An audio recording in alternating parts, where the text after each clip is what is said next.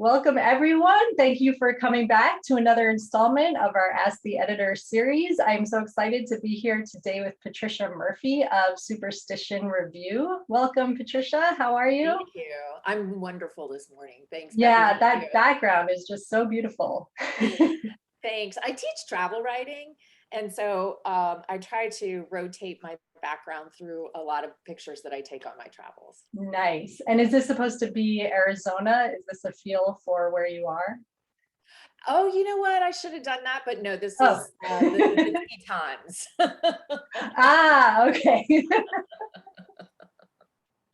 Very good. So let's jump right in. Tell us, so I know Superstition Review, you guys were founded in 2008. Yes. What was the impetus for creating this magazine? And especially, I'm very curious about the name Superstition Review.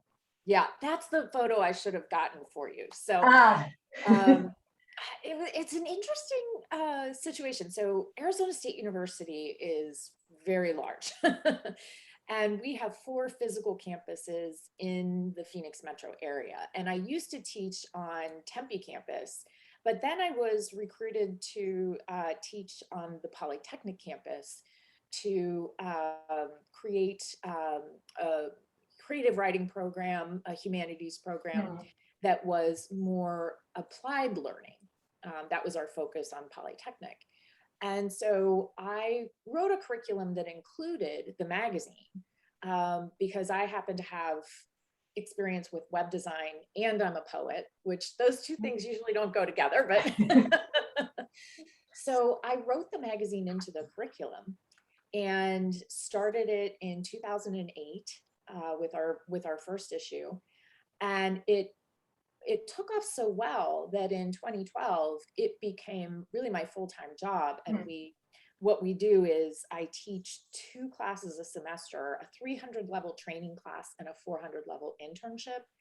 And the students take the training and then they get a role in the internship where we have 10 different roles ranging from advertising, web design, to content curation. And the name is after the Superstition Mountains that are just to the north of our campus, so we can see them from my window. Okay, very nice. Okay, I didn't even realize there were mountains with such a name. Okay, cool. So let's cover the basics. You guys publish 3 times a year? We do 2 issues a year. Okay. Of the magazine, and it corresponds with the semesters. So the students work on the magazine for 15 weeks. In fall, we accept submissions in August. We read in September, send acceptances and proofs in October, and then make sure all the pages are perfect in November. And so, for instance, we'll have our launch party on November 30th for issue 28. And then in the spring, we read in January, make choices in February, send acceptances in March, et cetera, and we usually launch around May 1st. Wow, so you guys have a really quick turnaround time for rejections and acceptances. We do. That's wonderful. I have to say too, I'm finding that a lot of magazines are having much quicker turnaround. Oh, really? Yeah. I'm not finding that. Oh, you're not? No. Well, that's good because the longer they hold on to it, the more likely that you're still running.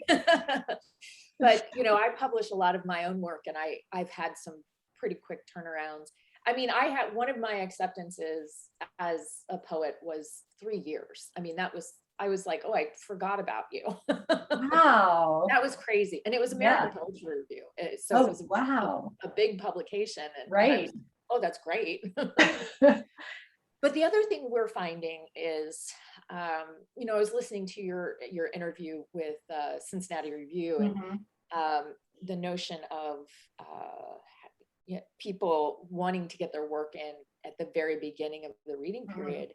And this is key because I'm finding that we always read the first submission first and move from there. And we do accept as we go. I mean, if we find a piece that I always say to the editors, would you feel sad if this went away? And if we feel sad, if it would go away, then we grab it.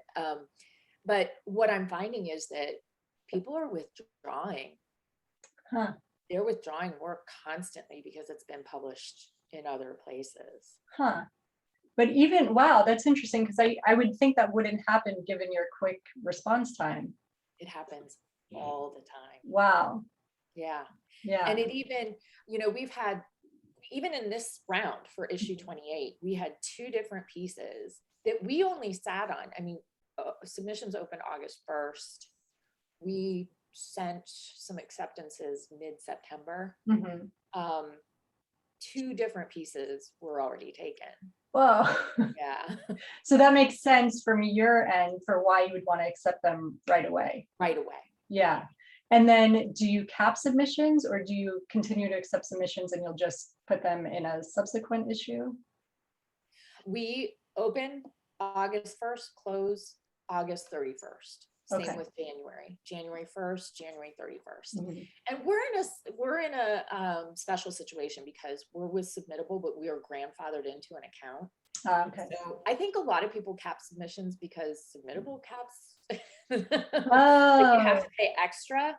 Some people only get up to a certain, like 500 submissions a month. Right. I think that's the case with my friend uses Submittable for their magazine, and I think that's their case. But for us, we are grandfathered in because I was a first adopter of Submittable, and I actually helped them, gave them a lot of feedback at the very beginning and kind of helped them develop a product. And so we don't have a cap. So we usually get about 1,000 submissions when we accept submissions in a month. And that's across 4 sections. So that's art, fiction, nonfiction, and poetry. But it's never happened, it sounds like, where you've gotten all the stories, all the work that you need very early on, before the submissions period closes. Yeah. Okay. Yeah. Okay. Because we really read on the semester timeline, and our semester starts at the middle of the reading period. Okay. Yeah.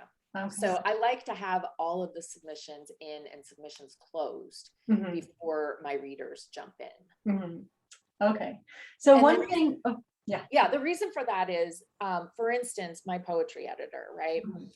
My poetry editor is going to read maybe 400 sets of 5 poems each. Wow. And it's nice to say, okay, you have 5 weeks to do this, so you need to read this number in those each week. Right. Do you think there is also people come to the work with a fresher eye at the beginning of the submissions period? So writers would get the fairest read as soon as the submission period opens? That is such an interesting question. I think so. Yeah, it makes sense, right? I mean, I guess the way that wouldn't be true is maybe it would stand out, like editors are feeling like, oh, I've seen so much of this, and a new piece would really stand out. But it does make sense, I think, that early on that the people would be reading with fresh eyes. Yeah, and we towards the end of a reading period too, we really have to do something that I call reading cranky, which is, and this really happened in poetry for issue 28 because we had so many just delicious submissions. I could have had a very big issue. So we had, like I told my poetry editor, so we have 3 people reading in each section, and it's me, a faculty advisor, and a student poetry editor. And really it's a teaching practice. So we watch that student go from, I don't know what I'm doing, to just knowing immediately how to gauge strong work. And we read for the 3 C's, and you've probably heard me say this before. We look at content because we need some variety. We have sometimes some overlap in content, right? We don't want 5 train essays or 5 mother-daughter short stories. But we also read for craft, so it needs to be artistic. We need to see the artistry. And we read for composition. So Mm. every sentence, every word, is it beautiful? Does it sing? And so the student editors are, at first it's so fun to watch this learning curve, because at first they're like, I'm not sure if it has this, and this, but Mm. at the end of the reading period, oh, the critical thinking skills are just through the roof. But even I have to schedule a time and I always set a timer, and I'm like, I do something called the optometrist view, where I'll pull up 2 of my favorite submissions and say, which do you like better, A or B? A or B? Yeah, that's interesting. George Saunders talks about that. Have you read his essay on revision? Because he talks about writers like optometrists. Like, is this line better here or here? Exactly. Yeah. Yeah. So what do you think attributes, or what is the process there where the reader is becoming more critical as they read? Like, is it just as they're being more exposed to different kinds of work and they're starting to see what is quality, and how do they come to define quality? That's a wonderful question. Part of it is our meetings. Mhm. So the 3 of us will meet once a week and talk about, I call them the greens and grays, because insubmittable, when you put a yes vote, it turns green. Mhm. And if there's a yes, a maybe, it'll be gray. Mhm. So we really only discuss the greens and the grays. And so while we're discussing the greens, the faculty advisor and I will we'll have a conversation, like talk about, okay, take a short story. What is the short story about? Mhm. What is its theme? What is its message? How successful is it in conveying that message? Are you confused anywhere? Is it fun to be confused, or is it frustrating to be confused? Sometimes being confused is fun. And then drilling down into the artistry, like what about this story is full of craft? We have some really craftful, innovative stories coming out in issue 28. I've really been more drawn to innovation. I teach a literary publishing class, graduate level, and we were just talking about the grad school, like the MFA voice, and you get so many of these like MFA stories. Yeah. Where you can see like the workshop has just rings the life out of it. Right. And so we talk about craft and artistry, and then just drilling down to sentence level. Can you say a little bit more about that? Like, what is an MFA story? Because I think I know what you mean, like where it feels like you can see all the mechanics of the craft in the story. Like, here's the character development, here's the setting. Right. And everything is I feel almost like it's a genre. Yeah. Like the tension is always very high between 2 clear characters in a room. Like the setting is usually very limited. The conflict is very high and very clear, and then it comes to a resolution that isn't tied with a bow. I mean, it's they're competent stories. I don't mean to imply that that they're incompetent. It's just we get so much of it, and it becomes repetitive, right? The dialogue, like the witty banter. Yeah. It's almost like a film with 2 people talking, right? Right. Absolutely. Yeah. I remember talking to an agent about something I was working on, and she said, it doesn't have an ambiguous ending, does it? Like, oh yeah, I guess a lot of stories do, don't they? Well, it's interesting that you say that too, because very often with short stories, we like the story, but we go back to the author and say, you got to write a different ending. Okay. So tell us about that process. So you'll work with your authors to make it stronger. Yeah, we do. Yeah. And we do that a lot in fiction. it's very interesting because we've had 28 issues, right? And somehow we got really well known for nonfiction. Oh. And so our nonfiction section, we always have, another thing we talk about with our student interns is we do look at bios. I know Cincinnati Review said they don't, but we do look at bios. We even look at author websites, and we Google. And part of that is our commitment to social justice. So we want to represent underrepresented groups. But another part of that is that we want to have a range of established to emerging authors. So I have the students think about an emerging author on one side of the scale, somebody who maybe has 1 or 2 publications, you know, in journals, all the way up to somebody who has 22 books. And in nonfiction, we tend to get more established authors. And so the work in nonfiction is very often polished, and we don't need to ask for revisions. And we get so many submissions that we publish 5 and they're all super. In fiction, I've found, and I've talked to friends of mine who edit fiction in other literary journals, fiction is one of our highest submission areas. So we'll get, I think this session we had 400 submissions, right? 400 short stories. And but about 200 of them were not anything like what we would ever publish.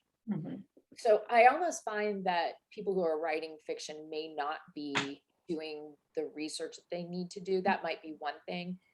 But then even the stories that we do like and that we do pick, we find they still need an editorial eye, which I don't know if that's just us or if that's have you heard of anything like that in your talks with other editors? It depends. I mean, I think some just do not have the resources to work with writers, and some, a few, I've been surprised. A few have definitely said, yes, we work with writers. I think the general consensus seems to be that the piece has to be far enough along, like that, that if the writer wasn't willing to make those changes, it would still be accepted by the journal. So they're mostly suggestions from the editors, but they're not, it's not conditional on acceptance, because I think mostly it seems to be that editors just don't have the bandwidth to give that kind of feedback. So it's usually like, yes, we will accept this, but here's what we want to see. Got it. Interesting. Yeah. So it's really nice to hear. So what is the process? It sounds like with you, you'll say, yes, we will accept it if you make these changes. Is that? Well, actually, I have a template in Submittable, and when we come across a piece where we see something that could strengthen the piece, I send the template that says, would you consider revisions? You know, we really like this, would you consider revisions? And I tell you what, every time immediately they say, yes, please, tell me what. I would love that if an editor said, yeah, I'm always amazed when writers say no. Right. And if that's the case too, then that wasn't a good fit. I feel very strongly about getting a good fit, especially because one of my major goals as an editor is to form a community, and I always call it a family. So when I send an acceptance, I say, you're in the SR family now. So, you know, I have an intern whose job it is to do research on our past contributors. So anytime anybody has a book or a talk or something, it goes up on our social media, we share it, and we're really well known for that. But after, so back to the revisions, after they say yes, we put comments in a Google Doc and send it to them, and then they just make the changes. Okay. So it's actually, you know, honestly, it's a really good learning opportunity, because I do have my students do it. So my students make the comments, and we write them kind of like workshop comments, not not like you know, an editor would. It's constructive. It's constructive, totally. Yeah. Yeah, and educational for the people writing the comments. Yeah, totally. Yeah. So tell us, you mentioned that you do look at bios, and in some cases you even do Google searches for the writer. Oh, yeah. So at what point in the reading process do you do that? Because I'm sure you don't do that for every single submission that comes in. Is it like you're starting to like the piece, but you want to see who the author is? How does that work? It really varies depending on who's reading. So my approach to it is very different than the students and very different from the faculty advisor. And I will tell you that we got caught up in one of those scandals with, do you know about this? The white guy. The white guy who was sending work as an Asian woman. Oh, I remember that. Yeah. Sort of vaguely. Yeah. Right. Yeah. That was a while ago. It was a while ago. Yeah. But we were part of that. And for issue 27, I had a white guy send work as an Asian woman. Wow. So this was a new white guy. So you it sounds like you didn't accept the piece, but you did a background, like you liked it, and then you did a background search. Like I said, I look at someone's body of work because when you are published in our magazine, you are part of a family. And it's a vetting process. I don't want to publish someone who has ethical issues. Right. That totally makes sense. Yeah. So so in the reading process, how do you determine if the story or poetry or poem or essay is a superstition review piece? Because I imagine you see many submissions that are, this is great, this is strong, but is it tied to our mission of social justice? Is it tied to what we want to project? Like, how do you make that distinction between work that's great and work that is great for you? That's such a good question. Yeah. One of the things I have the students do is study past issues of the magazine. I'm sure you've talked to editors who also use the magazine as teaching tools, because that's very common in MFA programs. I have the students study previous issues of Superstition Review, so they get a feel for, this is going to sound strange, I think, but there's a rhythm, I think. There's a rhythm in the language. There's a level of risk taking, authenticity of voice. We did a lot. We had a social justice themed issue, and there was so much work that came in that was virtue signaling.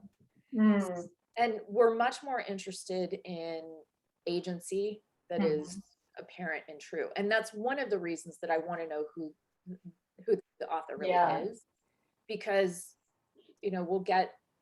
we'll get stories that don't match somebody's lived experience, and that's not something that I'm interested in. This is so interesting. So can you give an example of what like a virtue signaling piece would be? Not to call out any we're all struggling to write work that is authentic, not to like name specific stories, but just like, how can people listening today recognize in their own work whether they're being authentic, or like, oh, maybe there's a little bit of wanting to advertise my own hipness in this. And hey, gosh, and allyship, right? Allyship is important. So when we were putting together our social justice themed issue, we got a lot of allyship stories, but for me, the purpose of highlighting work by marginalized groups is to give marginalized people voices, not to give privileged people voices to signal their allyship. Does that make sense? Sure. Yeah. Yeah. So we have a question here. What are your favorite kinds of stories that you like to see? I love weird stuff. Okay.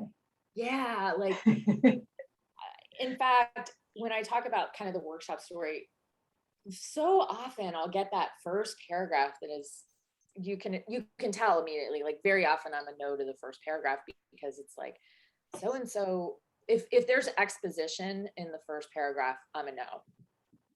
Hmm.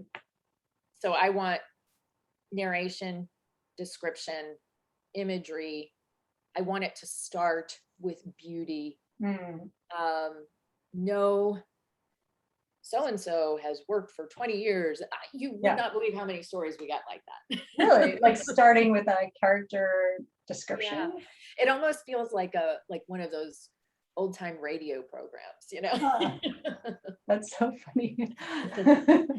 But Yeah.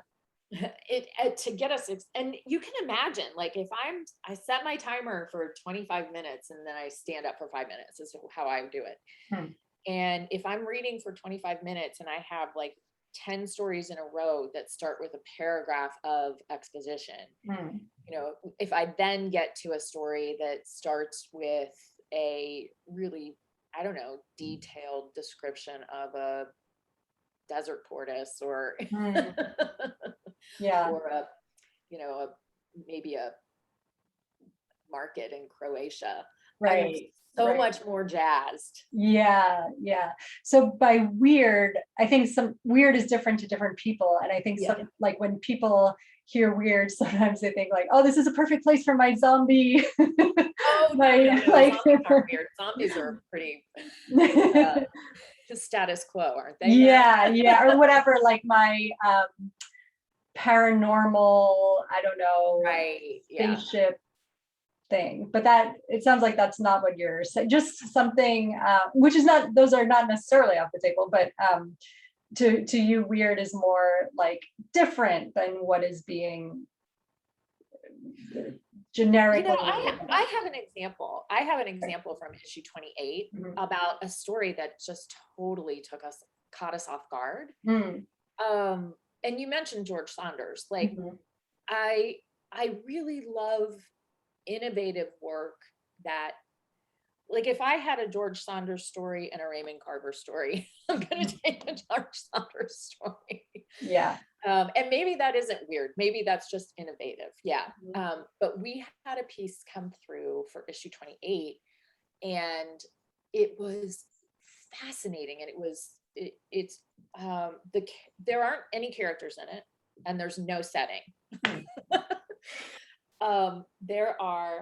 It's about the pandemic, and it's about how people's jobs were affected by the pandemic. And so it's written in sections, and it's about cooks, waiters, and bosses. Mhm. So the cooks do one thing, the waiters do one thing, and the bosses do another thing. I'm paraphrasing, but it was so exciting to see the structure come together, and also the thought process behind the story. We just really were drawn to it, and we felt it was timely. We felt the content was important. The author is an ER MD. Oh, wow. And we felt like that was a voice that we really, really wanted to bring. Yeah, sure. So editors say this all the time. I will say it over and over again. If you haven't read the last 3 issues, and we're completely free, there's no reason not to read the last 3 issues, then it's such a waste of our time and of your time for submitting. Yeah. Because there's no better description of what we like than what we've just published. Right. That makes And the other thing is too, that if we've had an issue where we published, like I said, mother-daughter story, we're not going to publish it again in the next issue. So it's really just editorial homework. Yeah. So that's interesting. Can you talk a little bit about what made that story come together? Because it sounds like it could be sort of like a polemic about class, or it could be like in lesser hands, it could be sort of obvious what the writer is doing, and I see. you know, have like a kind of, I don't know, just wooden, maybe like Right. John Steinbeck kind of feel to it. But it sounds like they did Oh something yeah. that Uh-huh. really like made it artful. It was. Yeah. Yeah, Yeah. yeah. It was definitely artful. I think that what pulled it together was it was funny. For me, it almost had this like Anthony Bourdain feel Mm, because it was full of humanity hmm. and it gave enough detail to transcend what you're talking about. Yeah, yeah. That's really interesting. Yeah, I'm just interested because it's something I think a lot about in my own work. So it's really, Right. it's hard, like that balance between wanting to say something and then also Yeah. wanting to produce something that is artful and that has Right. like It's that. 9 o'clock. Oh. Sorry, that's my computer. Forgot um, to turn that off. so in what way, so you mentioned the journal is completely free, which is great. And so the funding must come from the university. How is the journal tied to the university? Well, when I started it in 2008, we started it as a class, Okay. and the my department generously furnished a budget for it so that we Mhm. could do web hosting, advertising, and then throughout the years we have funded through donations and um, department funding mostly. Mhm. A lot of our advertising budget went away, and in the beginning we advertised pretty much everywhere, which was really a wonderful thing that we were able to do. Mhm. But when our budget dried up, as most budgets did, Mhm. we moved to doing ad exchanges, so we get a lot of visibility that way. Okay. Yeah. And so, for instance, this year, our only expenses are web hosting Mhm. and kind of, yeah, that's it. Mhm. Okay. And I know like a big topic that people are talking about right now is like insider access to the literary world versus Yeah. sort of like Right. outsider access. So is that also something that you guys think about in reading the cover letter, that let's say you have two very, very strong stories that you're trying to decide between, and Mhm. one story comes from a retired nurse who's never Mhm. published anything, and one comes from like a MFA student with a ton of publication credits. Is there, will you be swayed one way or another? Are publication credits helpful? How does all this play into your Mhm. process? The publication credits are helpful for my student editors in Mhm. the sense that it gives them a notion of who has professionalized their work. Mm. But I wouldn't say that we would make a choice one way or the other based on Mhm. these credentials. Mhm. We have published people who are not in inner circle. There's a judge in California that we've published, and Mhm. as I mentioned, the ER doc that we Yeah, published for this issue. yeah. We even This is kind of crazy. For issue 28, we have a poet who is a freshman at Columbia. Oh, nice. Yeah, and but it's her poems are stunning, and it was really fun to see what she's been up to because she's published in places that I've been trying to get into for years. Wow, that's Yeah, impressive. so I think she got some very good mentoring, or else was Okay, very, very driven in high right, school to right. be publishing Hmm. in places that, are competitive. Yeah. And so do you guys solicit work, or is it everything through the slush pile? Everything comes in through Submittable. That's We great. At the very beginning we did solicit because I wanted to establish our footing. Hmm. So I think we solicited for the first two issues. We do sometimes solicit in art, But this issue, we got so much good art that we're going to feature some in the issue and then some on our blog. Oh, nice. Our blog runs year round. It's one way that we keep content fresh. So we do some art features and interviews and things like that on the blog. And we got so much beautiful art that we are going to feature some of those artists on the blog. Oh, nice. And do you run the blog, or can people pitch ideas? Oh, actually, thanks for we accept blog post submissions in Submittable year round. Okay. Now, we do not publish just straight creative work on the blog. So we don't take poetry, nonfiction, or poetry or fiction. But if you have an essay about a literary or social topic, you can submit it.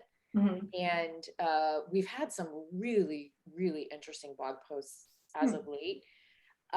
So yes, we do take submissions, but we also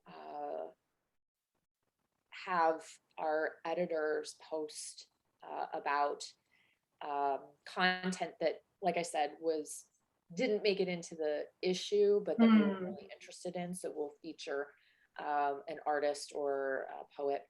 And then we also do a lot of contributor updates. So like I said, I have an intern who scours the interwebs for good things about our past family members.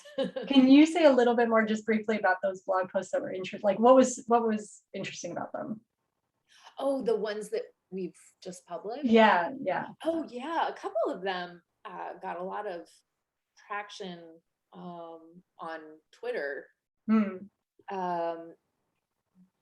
We publish blog posts that explore literary trends and social and political trends. So a couple of the blog posts, one of the blog posts we just did was a past contributor who submitted to the Submittable account, and I'm blanking on exactly what the gist of it was. I just Yeah. So when people pitch should they pitch an idea, or should they send you the whole blog? The whole thing. Yeah. Okay. And on Submittable, I have a link to the last guest posts that we have published.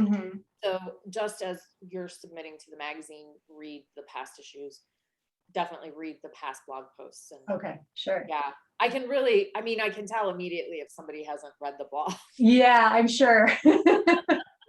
This isn't really what we do. Yeah.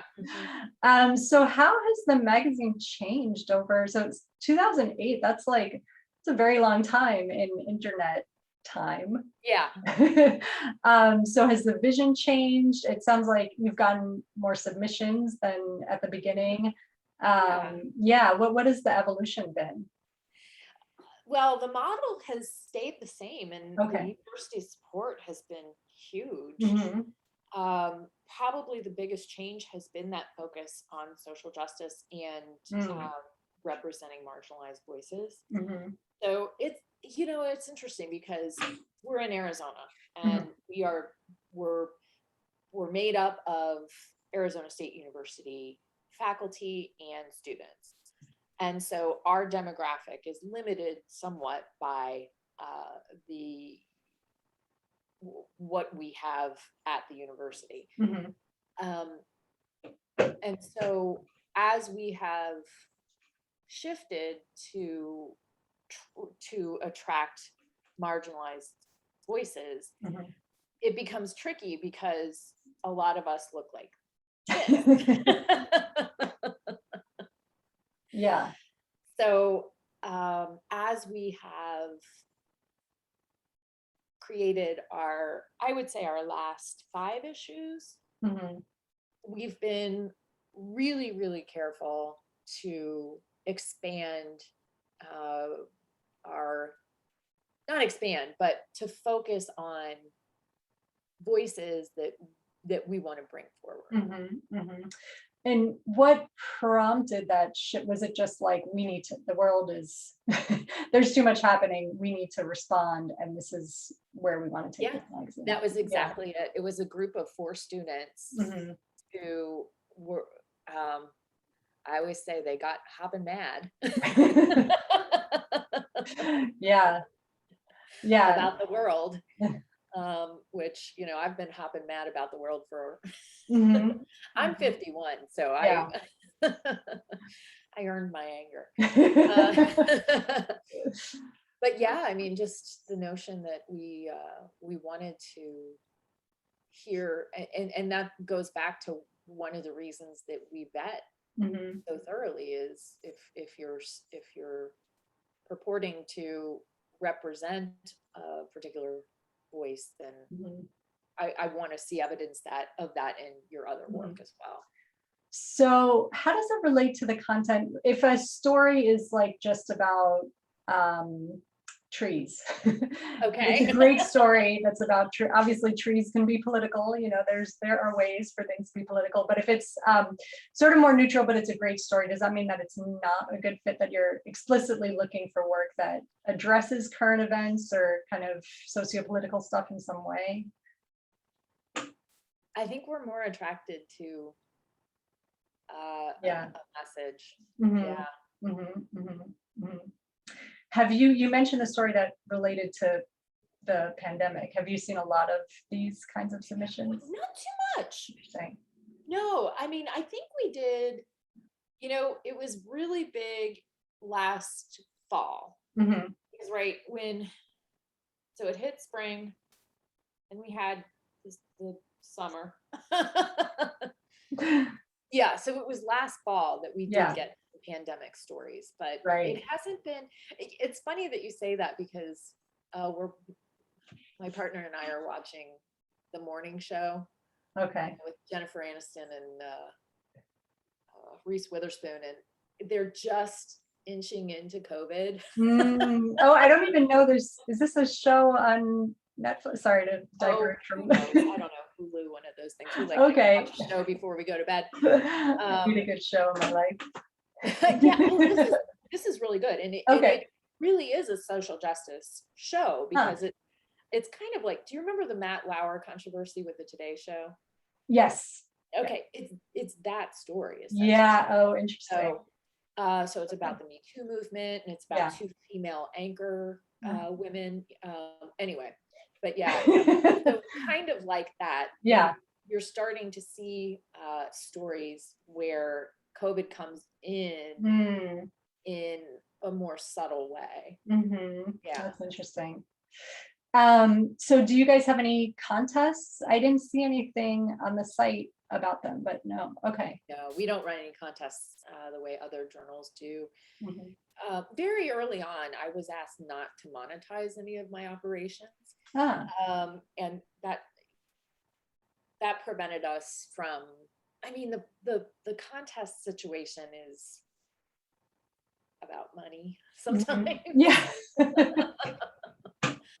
so we avoid that. Yeah. Can you say more about that? Is it like it's to raise money for the magazine? Sometimes, Yeah. Yeah. Yeah. But you're in a good position that you don't have to rely on that. right? Yeah. So are submissions free to your journal? Yeah, that's great. But again, that's a privilege of having grandfathered in submittable. Right, right. Because Um, it's expensive for magazines. I can understand. I pay my $3. I'm not mad about it. right, right. Yeah, sure. And so how do you balance? So it sounds like they're MFA students that are involved in the readership, but they rotate out. And I'm always interested hearing about this from editors, because if the readers are rotating out every few years, how do you keep that continuity with the magazine? Well, Becky, not only are they undergrads, Oh, they're undergrads. I missed that. Wow. not only are they undergrads, but they do 1 semester editing. Wow. Wow. Okay. Yeah. So that's why I designed this 2-class system. So the first class they take is the 394. Mhm. And they do 14 projects in that class where they do they get to do every job of the magazine. So our, advertising coordinator, content coordinator, blogger, and I handpick, like based on their projects, who's good at what. So then I have this complex structure of training materials. We have videos, we have instruction sheet, we have mentoring. So for instance, the interns who are going to be content editors next semester, I've already identified them, and they will be working with the outgoing editors. Okay. Yeah. So I spend a lot of time. I always say I have two jobs. One is being founding editor of the magazine, and two is training, mentoring. Yeah. Basically mentoring new students every semester. So, and can you clarify, are the first readers the undergrads from this class? Okay, so that's really interesting, and that seemed like undergrads, it seems like so long ago that I'm like, oh, that's so cute. They're so young. So how do you I know this is a concern of older writers, or writers who, they're retired, and sometimes they're nervous, like they're sending their work and they feel like it's being read by MFA students. In this case, it's being read by they're like even teenage, an 18-year-old. So how do you ensure that older writers, or writers with a different sort of sensibility, are getting that fair read from the TikTok generation? The TikTok. Well, that's such a good point, because we do have so many of the conversations that we have, and the training that we have in the beginning talks about bias. And this goes along with our social justice framework, right? Why are you, one of the first conversations we have is, why are you attracted to this kind of story? And, the students, I have to say that the students are better at putting aside their biases than I am, because if there's, I keep saying mother-daughter relationships is my gig, and so if there's a mother-daughter, I always call it dropping the M-bomb, because there's a mother in it. Yeah, I'm all over it. But I find that the student readers are much more adaptable to addressing their biases, and what is it? You can't teach an old dog new tricks. But in fact, my poetry editor for issue 28, I read every submission. So first of all, the institutional knowledge that I bring after 28 issues, 14 years of running this magazine, that I will always be on the piece. But what the student brings is always so fascinating for me, because every student has an interest or a flair. And my poetry editor, for instance, had a real interest in historical references. Like a lot of the work she pushed through had what I would say sometimes references to mythology, which isn't really my gig. So it brought a very different perspective for me. I don't know. I guess I think I watch TikTok more than they do. That's probably true. We've the older generation. Yeah, I think we're way more hooked on social media. I'm hashtag TikTok over 50. It's true. Becky, they're not on social media. Oh, really? Good for them. Wow, bless their hearts. Bless their hearts. I had to one of my students look on Instagram, because I had a past contributor had an update on Instagram. I was like, can you hop on Instagram? She's like, I haven't been on Instagram for a year. That's fabulous. Yeah, I know. So do they, when they're talking about work, and I'm like in this, the discussion of bias, do they also reference other writers? Like they can say, well, I like this because the voice is evocative of Marquette. And I imagine that must be like a way to get around the bias, that you can say, like this feels like it's coming from a tradition of, you know, magical realism, or they can sort of like identify concrete historical ties to what the writer is doing. Is that You something? know, sometimes it depends on the Mhm. level of sophistication and training. I mean, to get to the editorial position, most of those students are seniors. They've Mhm. had, at ASU, we have our fiction sequence is 288, 388, 488. So I require 488 before you Mhm. become a fiction editor. And I mean, they're fresh in it. They know some Yeah. things that I'm not even current on. Yeah. So they're, and we talk about you're using literary terms. Mhm. They're really smart, and they're really, I feel, more present and aware of some of the schools and Yeah. trends and Yeah. work. But some of the conversations we do get into, so for instance, my poetry advisor, Mark Honshold, he and I will refer to another poet that sometimes they haven't heard of, right? Mhm. But Yeah. that feels more generational than Mhm. uh, Mhm. a lack of knowledge. Right. Right. Okay, we have a question here. Are there any kinds of stories or themes you see too much of or don't see enough of?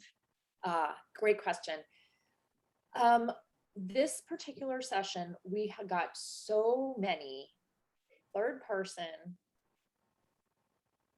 14, 15-year-old, dialogue heavy, Hmm. uh, like bro stories. I don't know what else to call That's them. so specific. That's so funny. It really was. And Yeah. honestly, like we were, two of them were in contention, Mhm. which was, the way I described it wasn't that generous. They were good, but it was Yeah. the point of view. I mean, I don't want to publish two third person Yeah. 14-year-old bro stories, right? Right. We got a lot of those. And Mhm. sometimes we'll get a lot of stories in second person, which is so hard to pull off. Mhm. And Mhm. yeah, that mostly if we get repetition, it's repetition in point of view, and it's repetition in age of character. Mhm. So things like that, that's why you need to take the risk and submit every time, Mhm. because a lot of times we're not rejecting your piece, we're rejecting a point of view or the age Yeah. of the character or the setting. Mhm. Mhm. I had one, this was so weird, but I had one nonfiction session, this was like 3 years ago, where we got 3 essays about people who did cross-country bike trips. 3. That's bizarre. You know, I don't know if you saw, I did an interview with Heidi Fletcher at Creative Nonfiction, and she said Oh yeah, there great. was a whole spate of thumb sucking essays. That was like, maybe it was 2, but still 2 is a lot. But it was 2, like, yeah, yeah. I mean, why? Yeah, so people, I don't know, the trends, the zeitgeist, people pick things up and submit them. So what Yeah, about things you don't see you enough don't of? see enough of in Yeah. fiction. I'm going to say innovative form, Mhm. because we get a lot of innovative form in poetry and nonfiction, but in fiction, we get so many of the 14-page, Right. dialogue heavy, Yeah. often moving in cars, Yeah. 7 different locations, Right. Maybe people need to get out more. 20 characters. Yeah, yeah. And that's, I mean, it's just, and you have to know that just even if an editor's reading 400 14-page Hmm. stories with 20 characters Yeah, in third person with yeah. 7 locations, it just, you get cranky. And I think maybe an antidote to that, I always tell people, is to try to read for a literary magazine, and then you start to see the commonalities and submissions, and it can help your own writing a lot, because you realize like, wow, I do this person waking up by an alarm clock just like 300 other people do. Yeah. Yeah. So do you have any opportunities like that for people to intern or read for the journal? It comes mostly from the university. Yeah. Because, and you know, to be honest, the students earn credit. Mhm. So it is a kind of it's an official internship at the university. And I am paid for my instruction. So the university sees that as instruction. So I'm not allowed to give it away for free. Right. Makes sense. So tell us, yeah, go ahead. There are great opportunities with other journals for sure. Yeah, oh yes, definitely. So tell us what's on the horizon for you guys. Do you have an issue coming out soon? What are submissions opening soon? Yeah, you know, one thing is we have an event later today with Bernadette Murphy, the author that we published in issue 27. And that's at 3 p.m. Arizona time. I think we're 2 hours ahead of you. Okay. Behind you now, we're 9. I'm at 12:30. Yeah, so you're we're 3. Yeah. Okay. It's always confusing because we don't do daylight savings time. So. Oh, you don't?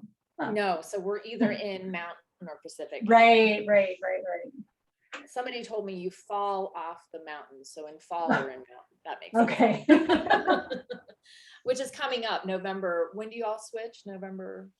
Oh gosh, I have no idea. Yeah. So we have that coming up today with Bernadette. Okay. But yeah, our issue 28 launch party is 12 p.m. Mountain Time, Arizona time, November 30th. Okay. And we are featuring Jacqueline Doyle, who sent us a gorgeous, innovative, stunning essay that's appearing in issue 28. You'll be able to read and hear the essay. That is something that we're known for. We have audio for all of our textual work. So she's going to be doing a craft talk about that. And at that launch party, all of our interns, all of our content editors also talk about their experience. Nice. And submissions are January open now? 1st. Oh, January 1st. Okay, so January people should get ready. Issues. But if you have a blog post, we're taking those all year round on. Oh, great. So where can people find you? Superstitionreview.com, is that? They can, yeah. Okay. Currently, we're also at .asu.edu. Okay. But we're probably having to migrate off of the asu.edu server because they're imposing style restrictions on anything within asu.edu. This is a total tangent, but Hayden's Ferry Review is also at the same university? That's the MFA program. Interesting. Okay. Oh, cool. Yes. And they've actually had a change in editorial leadership because Katie Berta was there. She is now at Iowa Review. So I'm not sure if they're going to hire a managing editor, but yeah, they are supported by the MFA program. Okay, great. And they are print, and they've been around for 30 years. Yes. Twice as long as us. Right. So for people to follow you, find you, go to the website, read the issues, and on Twitter. Yep. At Superstition Rev. Superstition Rev, and on Facebook. Yeah. Are you guys on Facebook? We're on Facebook. We're on everything. We're on Instagram, Twitter, Pinterest, YouTube, Tumblr.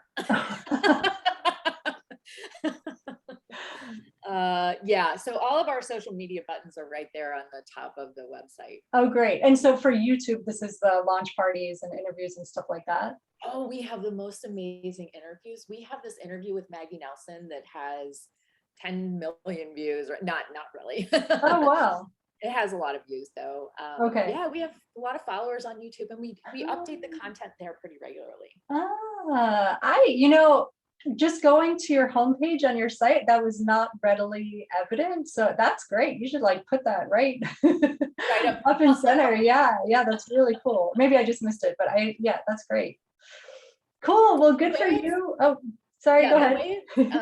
it's indicated now. That was one of my big dreams, was to have all of my social media buttons look like my header. Yeah. Our logo. Yeah. And so I had a student who made our social networking buttons. Yes. Yes. So yeah, you can click the one that goes to YouTube. Okay. Yeah. Yeah. I saw, yeah, I need to go back to it, but that's great. That's great. Well, thank you so much for taking the time. You're welcome. This was really informative. Thank you. You're welcome. It was my joy. And thanks for coming out, guys.